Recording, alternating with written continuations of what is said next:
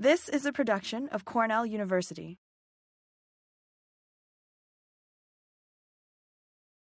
Thank you for the introduction, Jenny, and also the invitation to be part of this presentation this morning. It's been a great opportunity to really work with feed management over the years and be able to present some of the findings that we found with improvements in the water quality, and also looking at, our opportunities to look at maybe expanding this for greenhouse gas emissions, and also talk a little bit about, how do we get nutritionists or others to become TSPs to write these nutrient or the feed management plans. So we're going to talk a little bit today about what feed management is, our implementation of it, and then again move into how we're seeing it fit more into greenhouse gas mitigation, and then close up with some assistance for both producers and our TSPs or certified nutritionists. So I've used this slide many times in working with Jenny Ishler from Penn State University, but one of the biggest things is, when it comes to manipulating feed is, especially when it comes to the manure, is, we can do a lot of work just through adjusting feed formulations for poultry and livestock. And anything from adjusting protein values, phosphorus inclusion in the ration, and also looking at, as Kristen mentioned, looking at the digestibility of the fiber within that forage component. So, this is something, as you can see in the date on the reference, going even back to 2004, this has been a topic that has been looked at for many years, and I think we're going to still continue to look at it for the years to come. Next slide.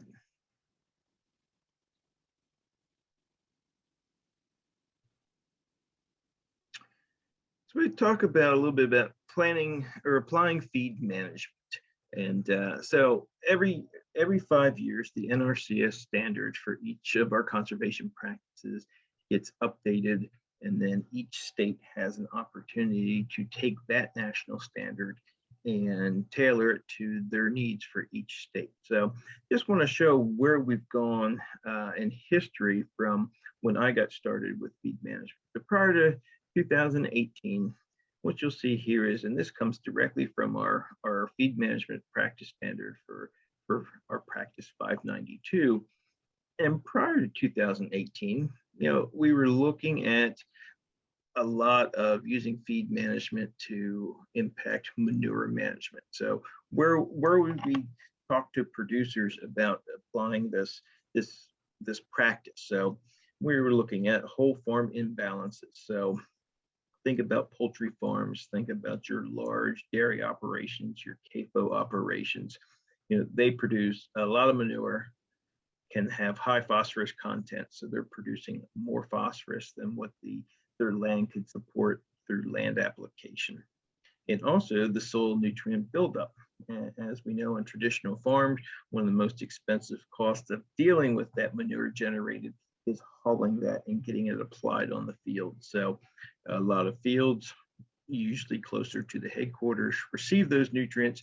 So then you start seeing the buildup of nutrients in the soil closer to the farm. And then the land base not large enough. So again, not enough acres total to apply that land. And you think about Lancaster County here in Pennsylvania, rental prices for cropland are very, very expensive. And I haven't looked recently, but in past years, farmers are paying $400, $500, $600, $700 an acre to rent land. So, and as urbanization expands, we're losing more cropland. So of course, then that land becomes at a premium. And look at the poultry industry on the Delmarva Peninsula. A lot of nutrients build, and there's just not enough land to apply those nutrients. And then our catch-all was, using feed management, seeking to enhance nutrient efficiency. So looking at feed efficiency, nitrogen efficiency, and how the rations could be manipulated.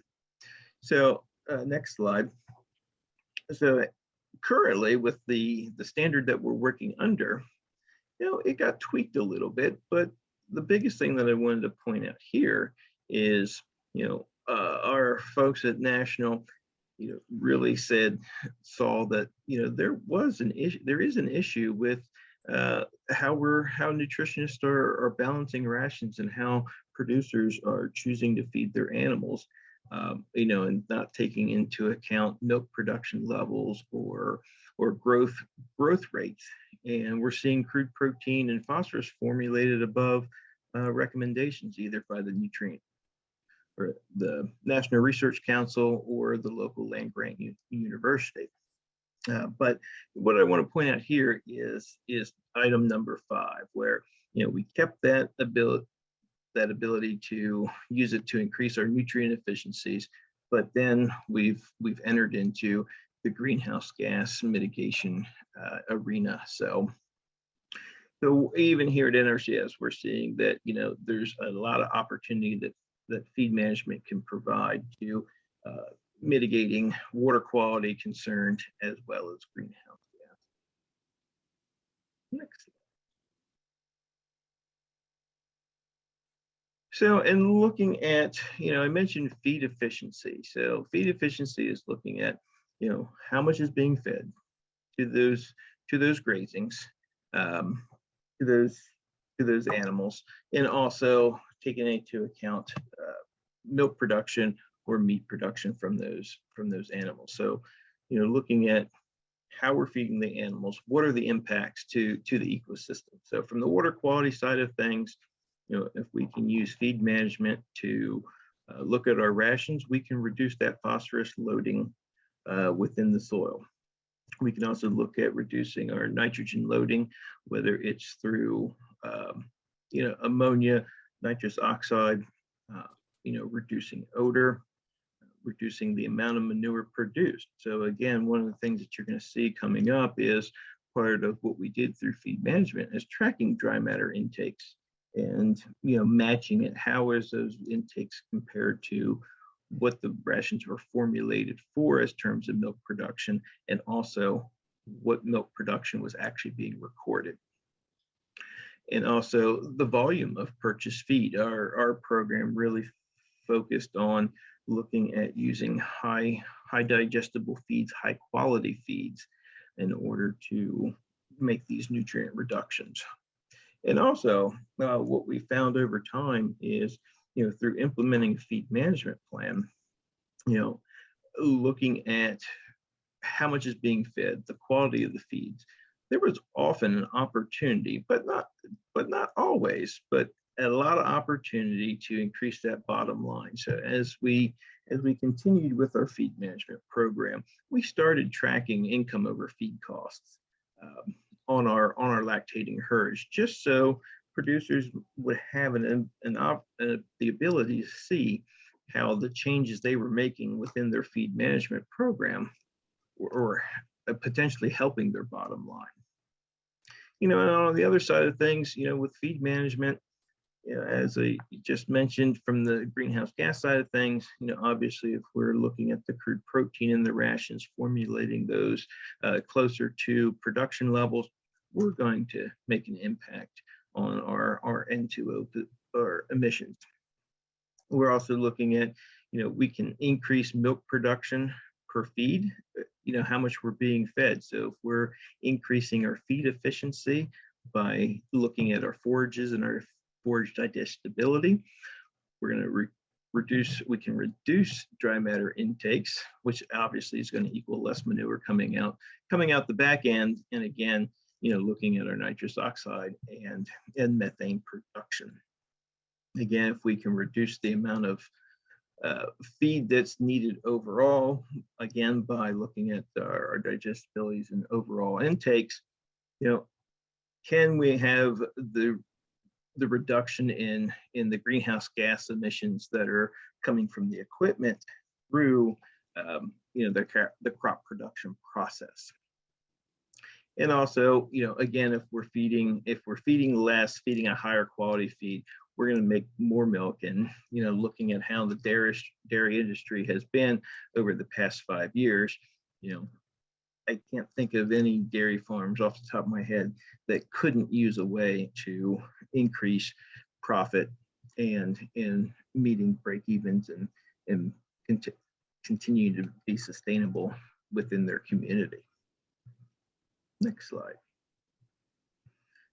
So some of the things you see, obviously, we work for USDA, the government. We like to use alphabet soup. So I want to take a little bit to kind of go through some of the definitions or of the abbreviations you might see through my presentation. So anytime you see DMI, that's our dry matter intake in terms of pounds per day. As Kristen alluded to, ECM is energy corrected milk, FCM is fat corrected milk, CP is crude protein.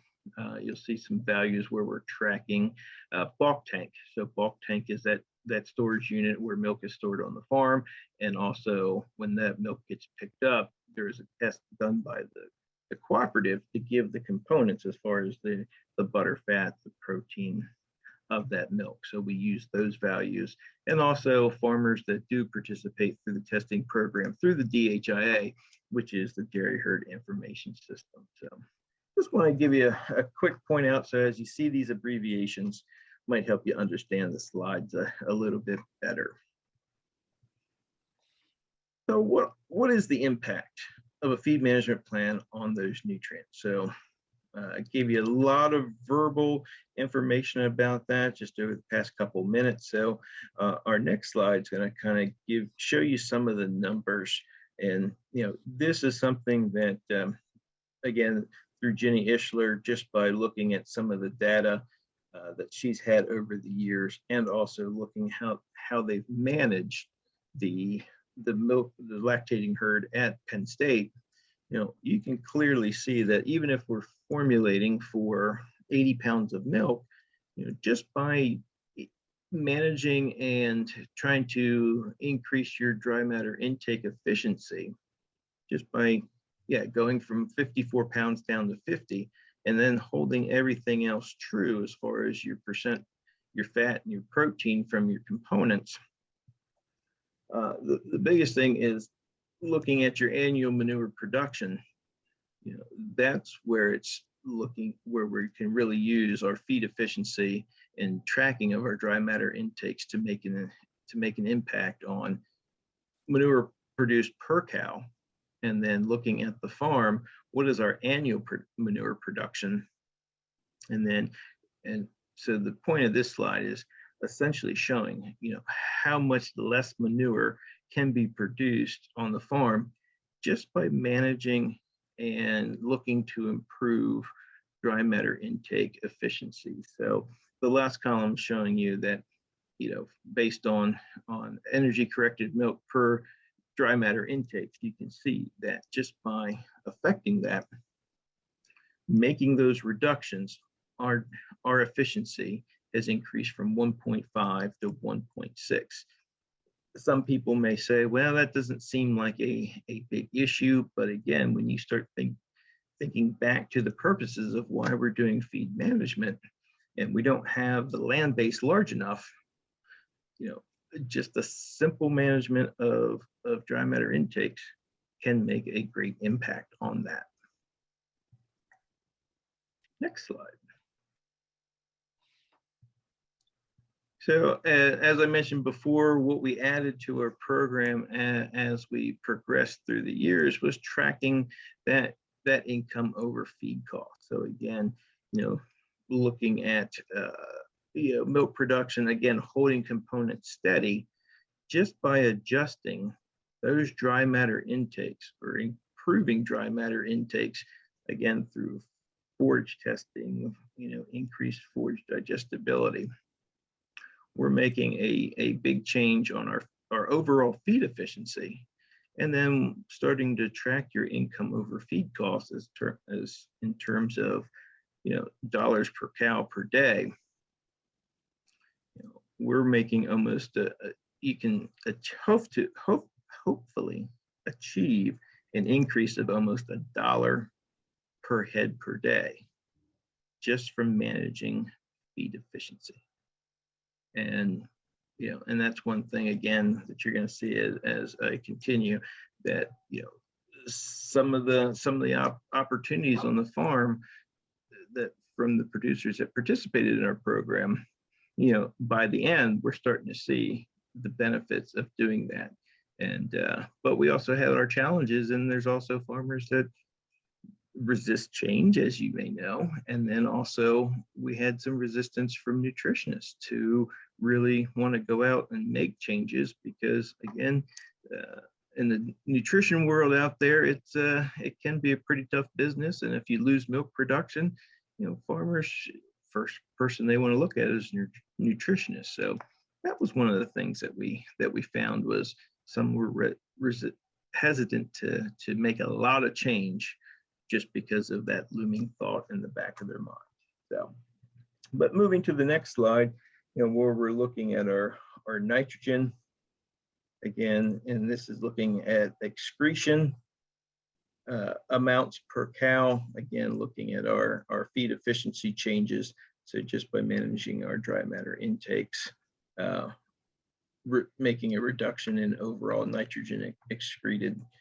So looking in the last two columns, you're seeing that we're almost reducing more nitrogen excretion.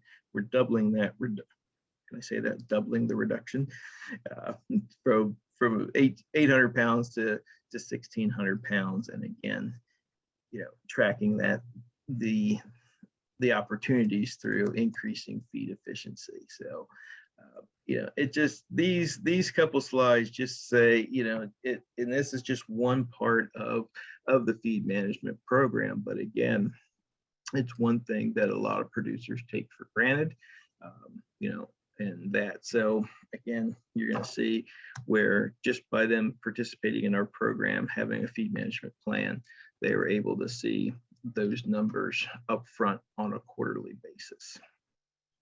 Okay, next slide. So phosphorus, that was what we here in Pennsylvania NRCS focused on heavily with this, because again, we were looking at water quality impacts and reducing the amount of phosphorus. Obviously, over half of the state of Pennsylvania flows into the Chesapeake Bay watershed and into the Chesapeake Bay, which obviously is a target for nutrient reduction. So, we were seeing phosphorus as an easy target to look at through feed management and making these reductions. So, again, looking at just managing dry matter intakes and improving that feed efficiency, we're seeing that we can again make a rather large change on that feed efficiency. So next slide. So what we were looking at doing through our feed management program, again, talked a lot about these dry matter intakes, and part of our program and the system that had to be tracked on a quarterly basis was to track the actual amount of feed presented to the cows, and then also track the formulated levels. So again, I just saw a comment pop up about the feed that wasn't fed. So that's a lot of times what a lot of farmers don't do, is they don't account for their refusals. And through our tracking sheets, that was one thing that we required, was we were looking at what was formulated, what was presented to the cow, and we also wanted them to go, if there were refusals, we wanted those collected and weighed so we could get a true track on that dry matter dry matter intake. So that's why we were looking at the ration coming from the nutritionist and comparing it to the batch weights and the feeding records that we were requiring the producers to keep. So then, obviously we were able to correlate our actual feed intake to our production levels. Again, looking at, what kind of changes were we seeing, improvements were we seeing when we were able to achieve, a 6 pound improvement in dry matter, reduction in dry matter intake. So just by, going by 6 pounds, it had a great impact on our feed cost. And as you see from the previous slides, obviously that makes a tremendous impact on the volumes of manure generated. And also the point that I made throughout the years, meeting with producers, meeting with some of our certified plan writers is, obviously if we can reduce the amount of excess feed consumed, we're going to make a big improvement on the excess manure generated by the animals that are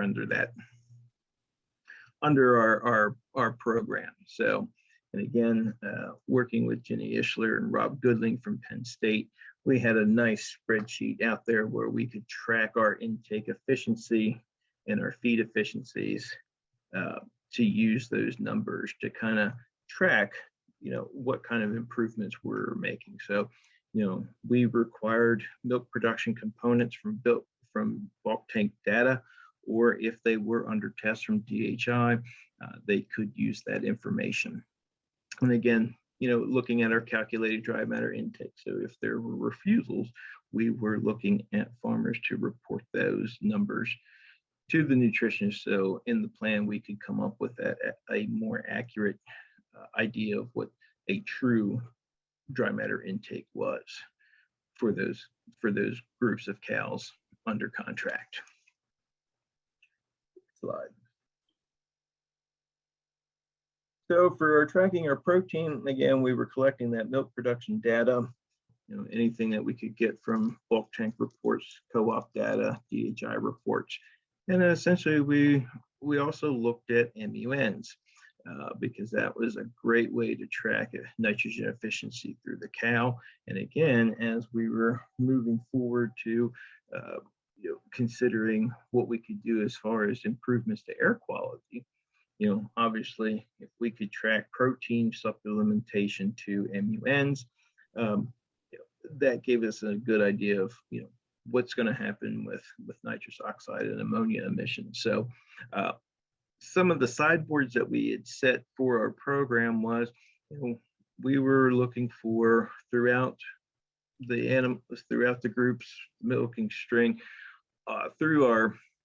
that were in our plans or under contract, our goal was we wanted those farms to maintain MUN levels between 8 to 12. And if they, obviously there's going to be spikes from quarter to quarter. So, normalizing that, as long as we were seeing that trend, that was okay. If we saw them increasing each quarter, then that was one thing that was brought up to the nutritionists and the farmer, something that, why was that happening? What needed? And then we wanted to see changes on rations and that on how those numbers could start ticking back down. So for those tests for those producers that were on test with DHI, wherever we could get that MUN data, we pulled it and we required copies to be submitted to us as part of the record keeping. And then, like I mentioned before, we would calculate our milking nitrogen efficiency just by taking that dry matter intake and those records for bulk tank, those production values from their components. And then, obviously to calculate that, we're looking at our dry matter intakes to protein levels, our milk production, and overall protein production in the milk itself. Next slide. And then with ration phosphorus, this one, again, we're tracking the actual amount that was in the ration, what was presented to the cow, and then what phosphorus levels were formulated within the ration on paper. And essentially where we were unique compared to some of our other states is we required fresh fecal samples. So none of our manure samples came from a manure storage. Our producers were required to submit direct grab samples. So yes, we did have nutritionists gloving up and grabbing fresh samples from those cows. And again, we sent those out for analysis, and then we would compare the phosphorus levels in the manure to book values, and then looked at how the rations were formulated to meet animal requirements, and then essentially looking at adjusting those. So I just want to show some of on a select farm, obviously we had a wide range of results. So, we did have some farms that were pretty linear across the time, but we had some farms make great improvements over time. So what this slide is representing is the blue bars are your pounds of fecal phosphorus from our tests, and then the orange bars are the book values. So what from our Penn State agronomy guide, what was the book value that, so a milk cow was expected to, manure was expected to test at 4 pounds of phosphorus. And then, what we were looking at tracking again was the amount of the grams of phosphorus in that ration itself. So at a snapshot at the beginning of each year that it was under plan, you can see the overall trend. From the benchmark time with the milk cows, they were supplementing over 80 grams of phosphorus to that milk cow, which was resulting in almost 9.5 pounds of P2O5 in that manure. But the take-home message is you can see that throughout the years, just by ration manipulation, we were able to achieve those reductions. And this particular farm, also enrolled their dry cow and heifer group, and you can also see that through that we were able to adjust those rations. And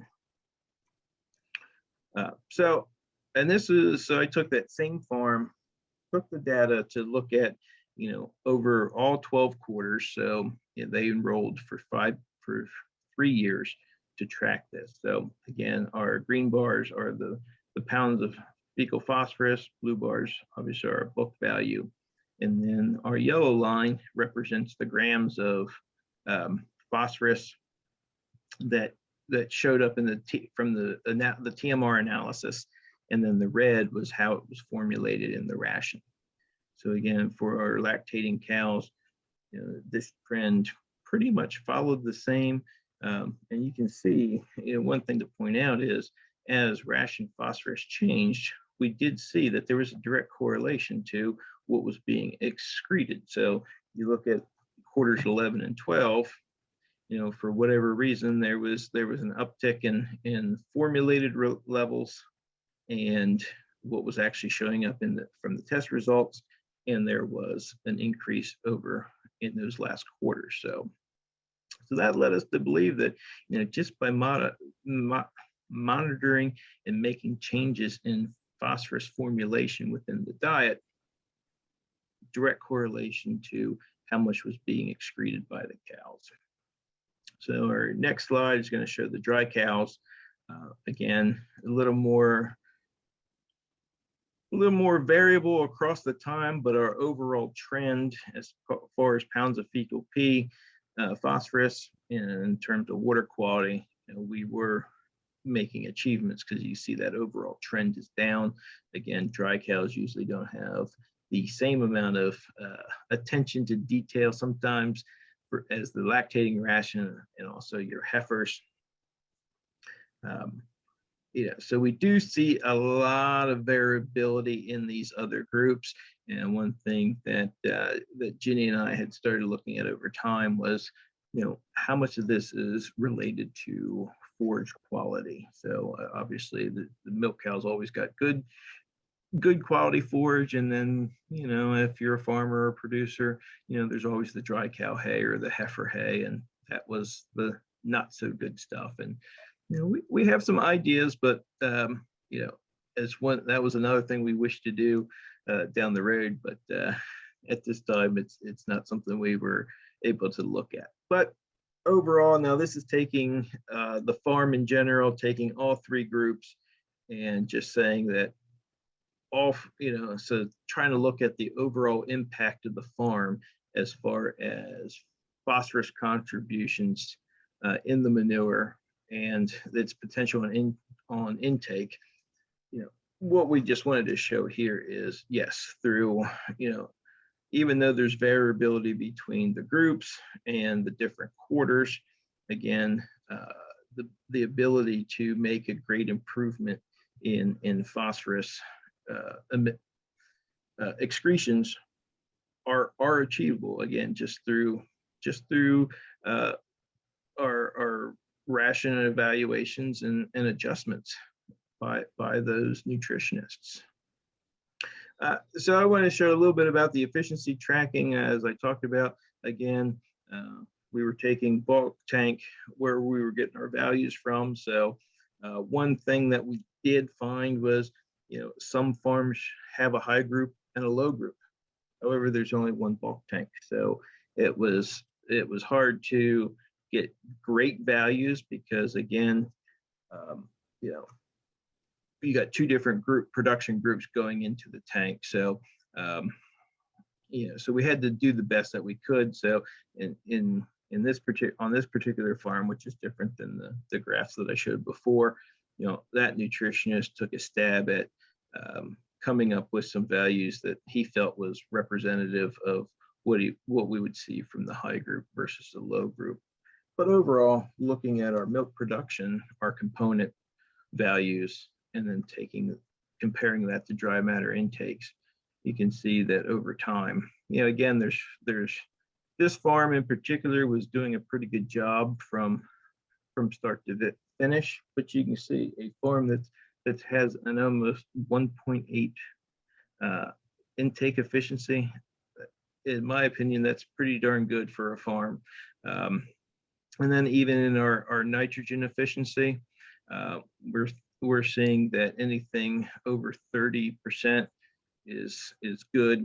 If we could get those nitrogen efficiencies over 35%, that's a pretty good operating farm as well. So, again, so that's why we were tracking that. And again, that was another tool that we could present to the farmer to show what the impacts were of the feeding program and the changes that he or she was making to their feeding program. So moving into the greenhouse gas side of things, so taking what we've learned from our implementation for water quality improvement, where could we take our program in the future to help out with greenhouse gases? So again, thinking about the overall feeding management program, so that's anything from ration formulation, producing the feeds, acquiring the feeds, there's great opportunity throughout the farm. So again, from the system area side of things, again, feed production. So again, those greenhouse gas emissions from equipment running to produce those crops, import crops to the feed. Again, our feed production. So again, our nitrogen use in terms of crude protein, or crop production as far as nitrogen used to produce those crops, because obviously we do have loss to utilization or to volatilization and leaching. And then also the nitrogen or the crude protein in the ration. And as Kristen referred to in her presentations, again, that feed efficiency within the rumen, that breakdown, and then also the feed efficiency as far as the manure management, looking at how much manure was being generated based on those intakes.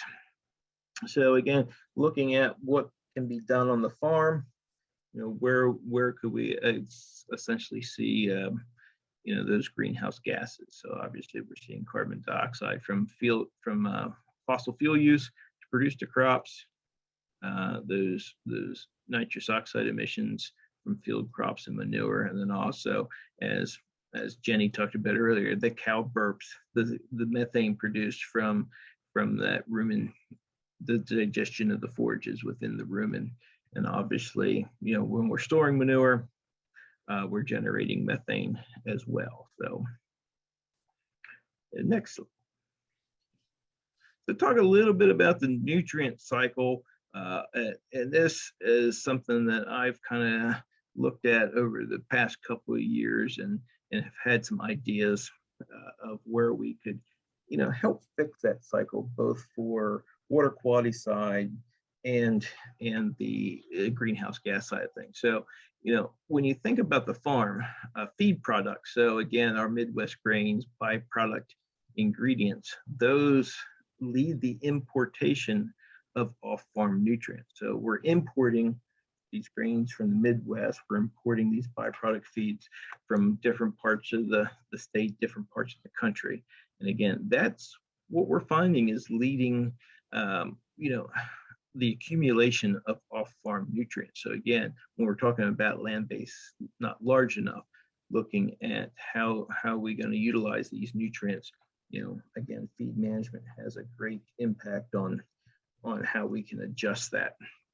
And again, looking specifically at phosphorus, a lot of byproducts are used in our rations, again, because they are a cheaper feed source. But again, we lose quality, and it's not a lot of times those byproduct feeds lack the high quality that we need for those efficiencies. And believe it or not, there still are a lot of farms that are bringing in organic phosphorus, whether it's through dical or monocalcium phosphate. We have worked with other companies, other researchers that we're not quite sure why there's still this thought that phosphorus is related to production, but we can see that almost every ration out there, there's enough phosphorus coming from either the grains or the other ingredients that still not quite sure why inorganic supplements are still being used. But again, that's a simple way to make a reduction at the farm.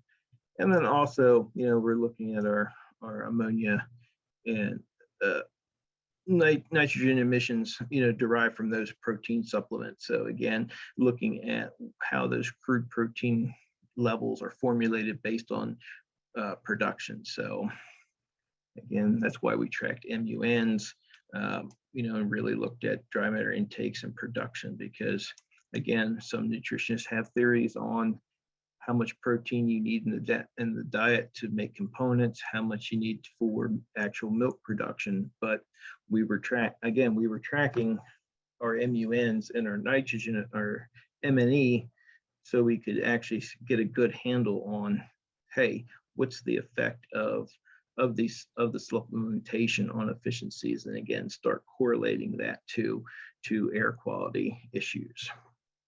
Next slide. So again, looking at, our nitrogen sources need to be considered, whether it's alfalfa in the rations, additional protein. Sometimes when we were seeing spikes in MUN levels, start looking at the amount of soybean meal in those rations and other protein sources. A lot of times, again, we had to look at reality too. Most, as Kristen mentioned, corn silage, alfalfa haylage lead the major components of these dairy rations. And obviously there's sometimes that if there's not good bunk management or silo management, we had farms that would run out of corn silage, and the only thing they had to feed was alfalfa haylage. And then they were trying to balance things. So again, now you're going to a forage that, depends on how it's made, has digestibility issues. And again, now you're increasing protein. So, we were looking at, where should dairy rations be formulated? So, we were seeing some formulated between 15.5 to over 18% crude protein. And again, for these one group herds, so where they weren't breaking out high cows versus low cows, how are they formulating those rations? Was the protein being formulated for those high producers, or was it being formulated for those average cows? And again, looking at excess protein, again, that comes as a form of your urea nitrogen, as far as your MUNs and your BUNs, and also the ammonia. So again, tracking that nitrogen efficiency through the cow gives us a good idea of what's going on with those fractions. Next slide. So again, looking at enteric methane, looking at the cow burps and how our rations are formulated. This is where you'll see a little bit of difference between Kristen's slides and what I'm going to present. Obviously the one thing I want to point out is, enteric methane is a naturally occurring process within the rumen, so there's no way to ever cut out methane production. You're never going to really eliminate cow burps. They're always going to be there. But again, as Kristen mentioned, we can look at the amount of forage in the diet, but I really want to point out is, the quality of the forage in the diet. What can be done? What can our producers do to really monitor the quality of the forage that's being fed? So again, biggest thing is formulating for the correct nutritional or physiological status of those animals. So again, what we were finding is there's more opportunity. And I think even for air quality, if we can split those milking groups based on production, high groups, low groups, average groups, again, sometimes not always feasible based on barn space and how the barns are set up. But again, it's something to talk to the producers about that can make an impact on their farm.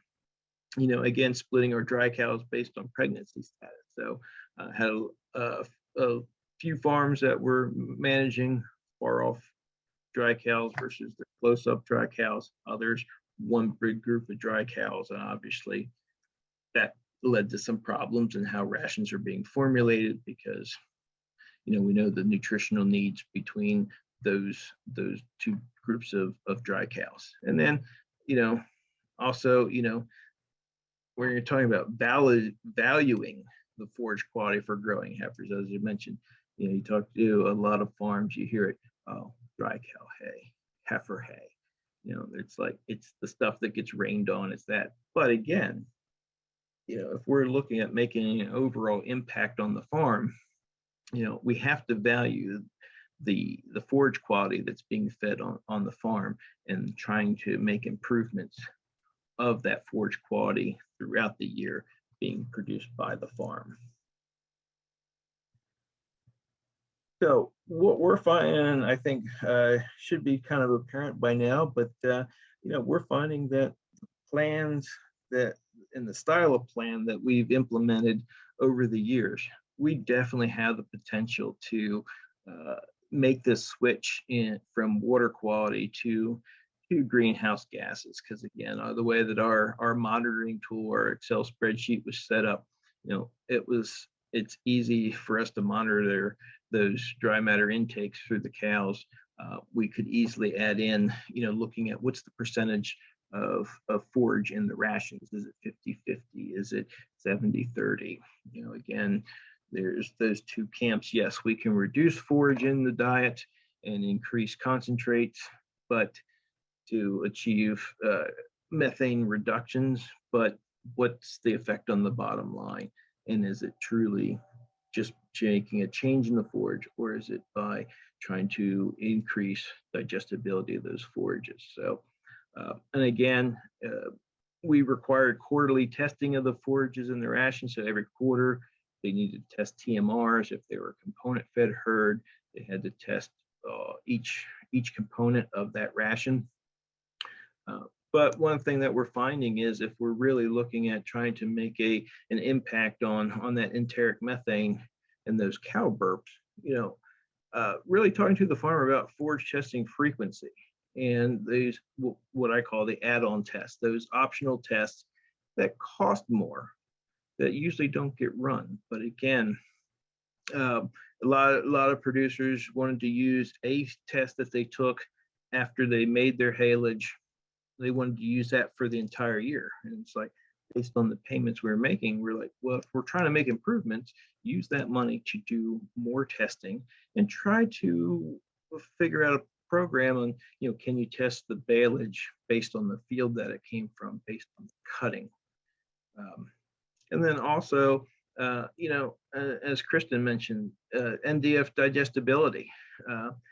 I say it was infrequently used. There were a few of our nutritionists that valued that input. And I think that's something, yes, it's an add-on test. It adds cost to the testing program. But if we're talking about trying to make an impact on our greenhouse gases, our methane production, these cow burps, if we need to make an impact on that, going with a 30-hour NDF digestibility can go a long way on how we can formulate rations to make these impacts. And one thing that was never used, and of course we talk about the forage digestibility. We never saw anybody look at the undigestible NDF fraction of those forages, and to me that has a great value. Again, if we're trying to look at overall reduction of these cow burps of our methane production, we have to look at both fractions, what's digestible and how much is undigestible. Because we had some ideas on undigestible forage and phosphorus excretion. So again, really that's why our feed management program was looking at providing some financial assistance so we could have producers start looking at these options. Next slide. So again, fixing our cycle, can we reduce the import of nutrients in the rations?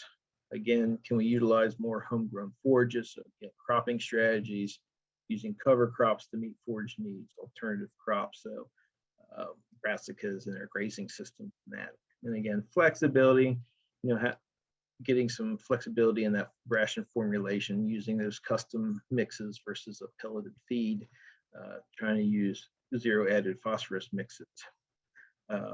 And sometimes that's a challenge as well. And again, looking at completing these additional tests on NDF digestibility. Next slide. So now we're going to finish up a little bit talking about, how if you're a nutritionist and you're interested in becoming a TSP or a technical service provider to provide this service.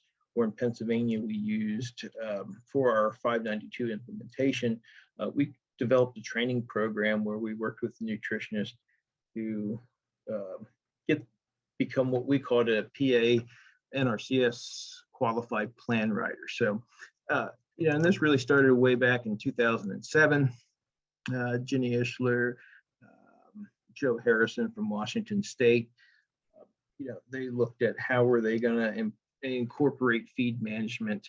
And so from the eastern side of things, through the Mid-Atlantic Water Program, there's a big collaboration between our land grants, obviously the CSRES, EPA, NRCS. And again, they got and this was before I got involved, but this group was pulled together, really to say, well, how can we start using feed management to make an impact on water quality and that. And what they ended up doing was they had funding to offset the cost. So as wave that carrot out for nutritionists to become a TSP or plan writer was they were able to have that money because most of those requirements require ARPS to be, for those nutritionists to be certified through ARPS under the feed management program. So to take those tests, it was $100. So this group was able to find money and provide a way for TSPs to take the exam at no cost. So what we did in Pennsylvania, and this is the snapshot of what Ginny and I and Rebecca White did. Basically we partnered with Penn State's Dairy Nutrition Conference, and we would, and over time we did in 8 locations. we would do it at the Dairy Nutrition Conference. We also went out to, central Pennsylvania and other places and offered the opportunity for producers to take the ARPS exam. So had a pretty good, I think we had a pretty good participation rate overall. Almost 300 nutritionists participated, and we had 81 of the 98 nationally. Again, this is data from several years ago, but when we looked at the list, 98 of the people that were on the ARPS list, 81 of them had come through the program that was being done in Pennsylvania. Next slide. So seeing that, we really wanted it. So our state conservationist, Denise Coleman, saw the benefit in feed management. So she established the Feed Management Initiative. And our goal starting in 2011 was to get at least 50 applications and fund 50 contracts for feed management. And we were quite successful. We ended up contracting 49 dairy operations and 4 beef farms to implement feed management. So in order now to implement feed management, we needed the feed management plans. We needed the qualified plan writers. So Ginny, Rebecca, and I would schedule plan writing workshops, which was a mandatory requirement for the certified nutritionist. We will hold several of these. They would come. It was a free event. And they would come in, and we would provide the training that they would need. And then also, after they attended that workshop, then they would have they would submit 2 sample plans, and then they would be reviewed by myself here at NRCS. And what we ended up with back then was 24 qualified nutritionists. So we had 24 that were qualified all of them were qualified to write dairy feed management plans. And we had 5 people that went through to become qualified to write feed management plans for beef operations. So our requirements was, anybody that was going to write feed management plans had to be a member of ARPS, and then they also had an MOU with NRCS. So to kind of host and provide these trainings. And other states across the country do have had other routes available. So the biggest thing is whatever state you're in, if you're interested in becoming a plan writer, you have to look at what they require as far as training and experience and credentials. But other states did have the non-ARPS route. Pretty much was a 5-step process for feed management plans for anybody that wanted to become a plan writer. Again, you had to attend the feed management certification workshop that we commonly did at the Dairy Nutrition Conference. Then at the end of that, we'd give them the opportunity to take the ARPS exam right there. We proctored the exam for them. Once they passed and got the results back from ARPS, then we would hold our plan writing workshops again. They would get all the tools that they needed to complete those plans, and then those 2 plans would be submitted for review and approval. And at that time, we gave them the option to become an actual TSP through our at then it was our TechReg site. Now it's been updated and revamped, and now it's called our NRCS registry. But for our implementation process, all we were requiring that our plan writers were PA NRCS qualified. Next slide. So step 1, again, we had these locations. Jenny did a great job at promoting this through Penn State's website. So that workshop typically was at the Dairy Nutrition Conference. It was about a 4-hour training that we put on, and then the exam. But essentially, what we were doing is presenting the information that they needed to know in preparation for taking that exam. Next slide. Again, they had become a member of ARPS. Again, passed 1 exam, so either dairy nutrition. We went through some exam questions, kind of prep them for what was going on in order for them to take the exam. Next slide. There we go. Then we had, as I said, we had our plan writing workshops. Again, we gave them all the tools they needed, plenty of opportunity to ask questions, and we would actually work through them. And you can see the one picture in a previous slide. Ginny and I, they bring their laptops, and we would just have a work session after lunch for them to complete a plan. Next slide. So again, once they were ready to take their attempt at becoming a certified or qualified plan writer, I would review those plans and then send them a letter. Next slide. And then if they wanted to become a TSP, we would get them set up with TechReg. One of the things that we did find out back then was that was the big roadblock for nutritionists to become an actual TSP, because at the time they would actually have to go into a USDA service center, present their ID to get access to the government system, to take different trainings that were required for TSPs. And that was a major roadblock, and our Ag Learn system is kind of clunky. We couldn't really set up training plans, and that was a big deterrent. So I think that's one of the reasons why if you go on the NRCS registry site now, I did look, there's a lot of names on it. I'm not quite sure how they got there, but anyway, before we went to NRCS registry, when you went to TechReg, that's why you might only find a handful of people that were actually TSPs, is because of the process that it would take to become a TSP through our registry system. So assistance for the producer, obviously we'd have our qualified nutritionists, and then again, now if we do have, we haven't contracted any plans for several years now, so our list is under review, because I'm not sure who's out there that still is interested in writing feed management plans. Next slide.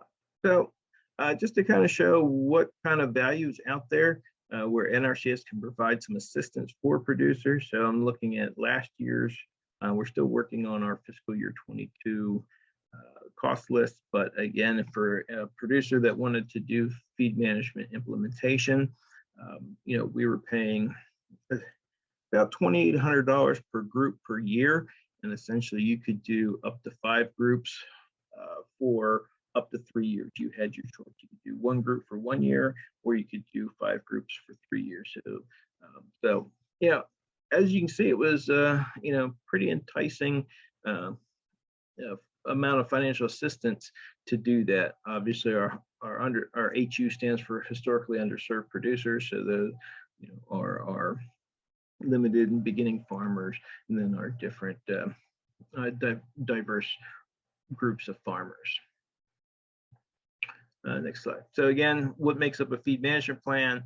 We get the benchmark plan developed by our plan writer, and then we have a plan for each group.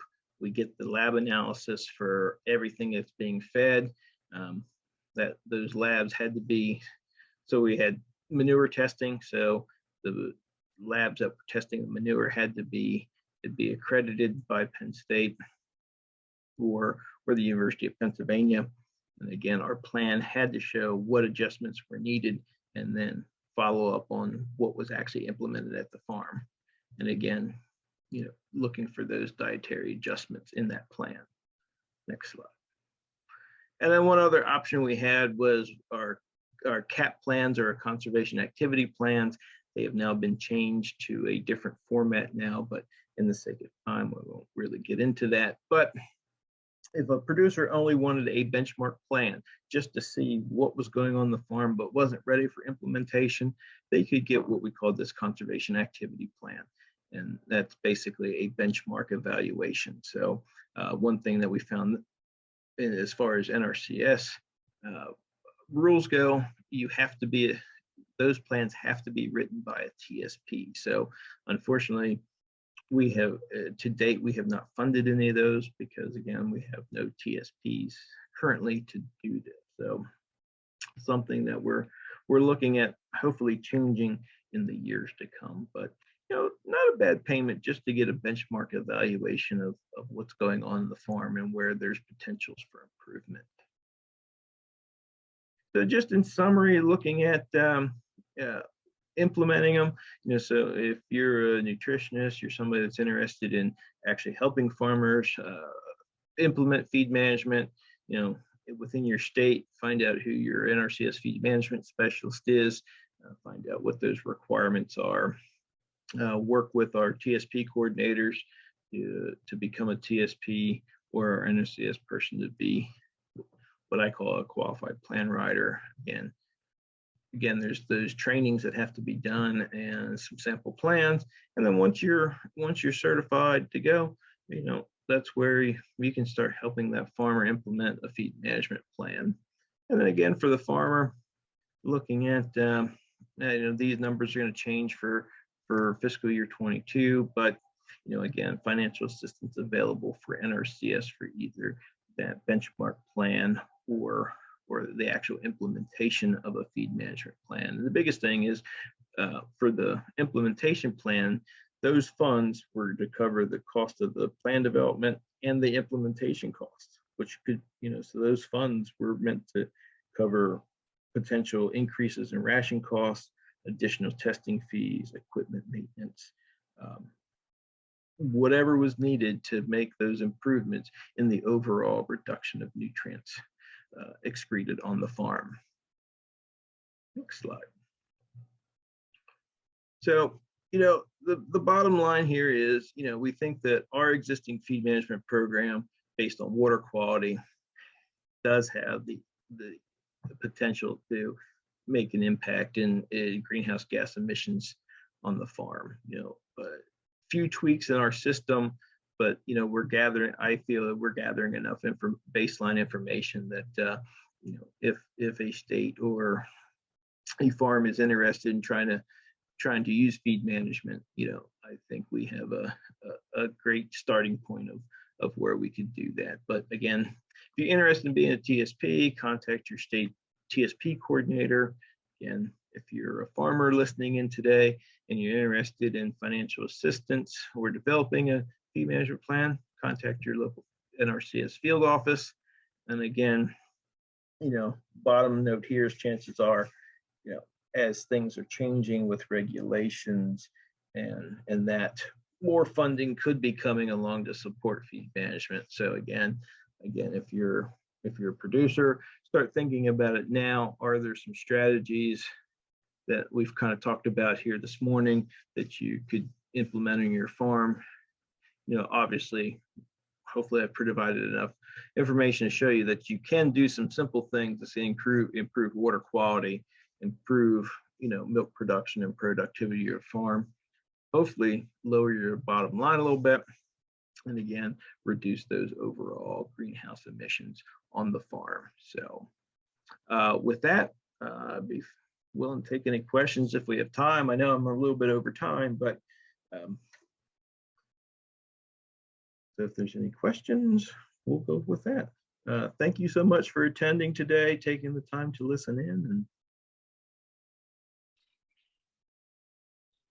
Thank you, Dan, so much for joining us. Can you see the Q&A questions? Let me minimize the poll. I do not see the Q&A yet.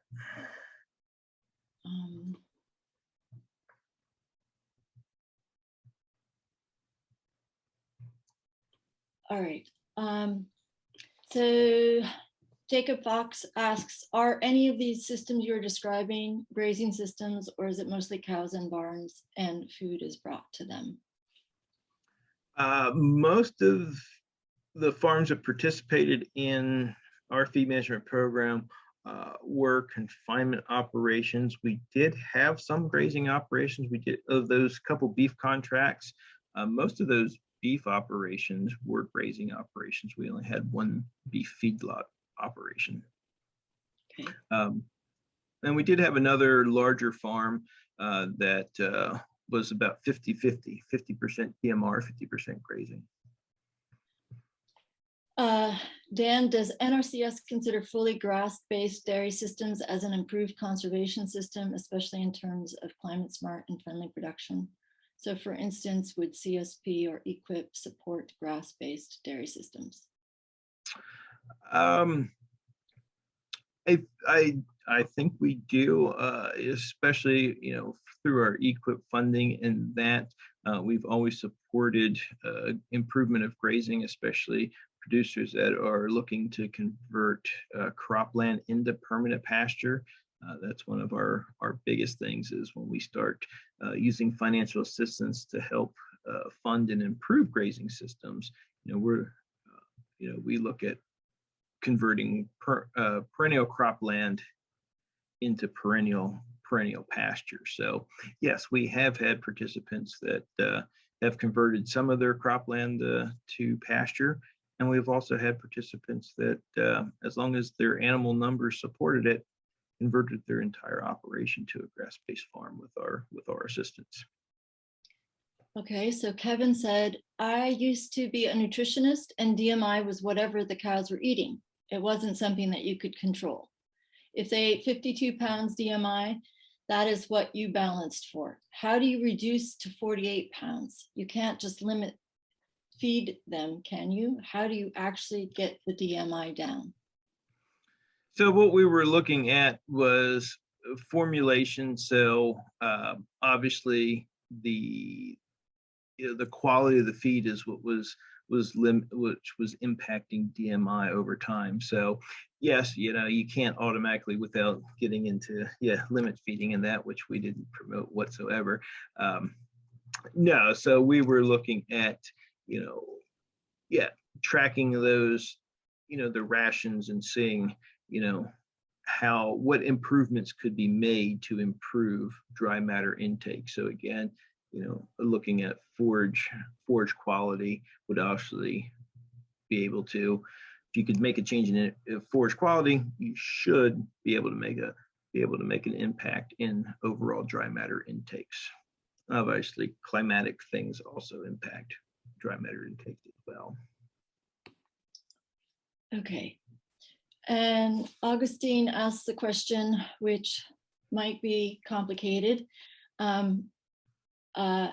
Have you actually seen any research studies connecting reductions in N excretions through feed management plans with reductions in greenhouse gases, meaning N2O in this case, or connecting some of the variables you talked about, and feed efficiency, MUN, CP in the diet, et cetera, with greenhouse gas emissions?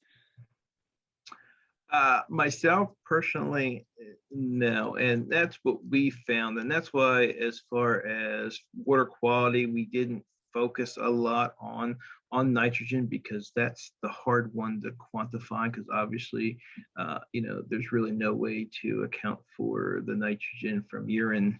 And again, yes, we could, on our grab samples, you send them out for analysis, and you do get that ammonium nitrate test on your test results. So but no, some of the feed programs like CNCPS and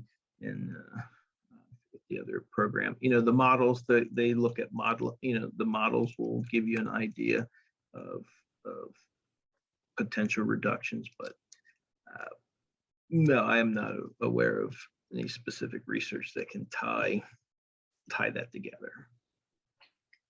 Thank you so much, Dan, for joining us today, and thank you for all of our participants who joined us. Our next webinar will be in December 16th, and it will focus on forest systems and greenhouse gases.